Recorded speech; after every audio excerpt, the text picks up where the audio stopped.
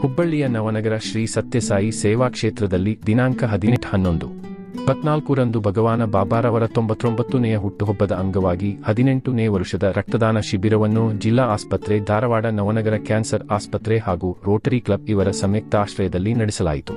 ಕಾರ್ಯಕ್ರಮಕ್ಕೆ ಜಿಲ್ಲಾ ಆಸ್ಪತ್ರೆ ವೈದ್ಯರಾದ ಡಾ. ಪ್ರಭು, ಕ್ಯಾನ್ಸರ್ ಆಸ್ಪತ್ರೆ ವೈದ್ಯರಾದ ಶ್ರೀ ಉಮೇಶ್ ಹಳ್ಳಿಕೇರಿ, ರೋಟರಿ ಕ್ಲಬ್ ಅಧ್ಯಕ್ಷರಾದ ಶ್ರೀಮತಿ ಶಿಲ್ಪಾ ಲಗಳಿ, ಖ್ಯಾತ ಉದ್ದಿಮೆದಾರರ ಶ್ರೀ ವಿನಾಯಕ ಕಾಮತ ಹಾಗೂ ಶ್ರೀ ರಾಜೇಂದ್ರ ಹಬಿಬಾ ಇವರೂ ಉಪಸ್ಥಿತರಿದ್ದರು.